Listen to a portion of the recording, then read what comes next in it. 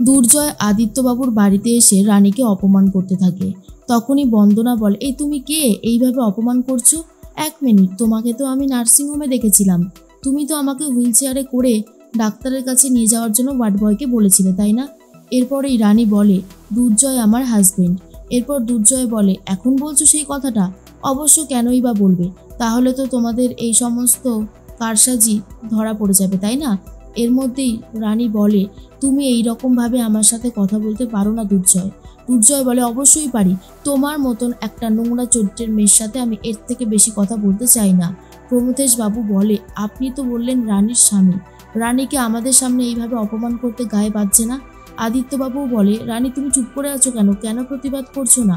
রানী প্রতিবাদ করে আর দুর্জয়কে বলে, শোনো দুর্জয়, তোমার সাথে আমার আর কোনো সম্পর্ক নেই।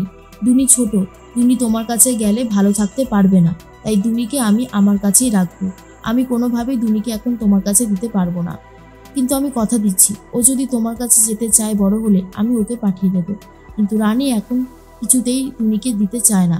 আর দুর্জয়কে বলে, সমস্ত পিছুটান ভুলে তুমি সামনে এগিয়ে যাও, আমি কোনো দিন তোমার পথে বাধা হয়ে দাঁড়াবো না দুর্জয়। এরপর দুর্জয় কান্নাকাটি করতে করতে সেই বাড়ি ছেড়ে চলে যায়।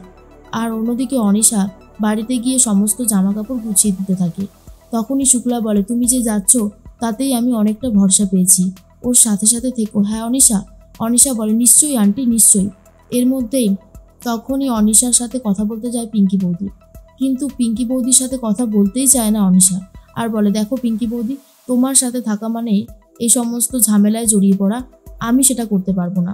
আর পিঙ্কি বৌদি বুঝতে পারে অনিশা নিজে নিজেই কোনো চাল চেলেছে, তাই আমার হেল্পার লাগবে না বলেই আমাকে দূরে সরিয়ে দিচ্ছে। আমি খুব ভালো মতন চিনি এই অনিশাকে। আর অন্যদিকে দেখা যায় রানী খুব কান্নাকাটি করতে থাকে।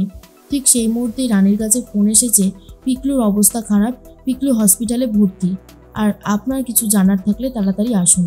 রানী ঠিক করে যেভাবেই হোক পিকলুর মুখ থেকে সত্যি কথাটা শুনবে, তাই তড়িঘড়ি করে বেরিয়ে পড়ে পিকলুকে দেখতে যাওয়ার উদ্দেশ্যে। অন্যদিকে দুর্জয় চলে গেছে বিদেশে।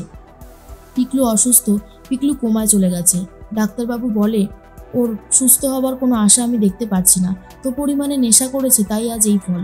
রানী পিকলুর সমস্ত দায়িত্ব নেয় আর বলে, আমি পিকলুদার সমস্ত দায়িত্ব নিলাম, ওকে আজকে থেকে সুস্থ করার দায়িত্ব আমার। পিকলুদাকে সুস্থ হতে হবে, পিকলুদাকে আসল অপরাধীর নামও বলতে হবে। ডাক্তারবাবু বলে, বেশ, আপনার যেমন ইচ্ছা।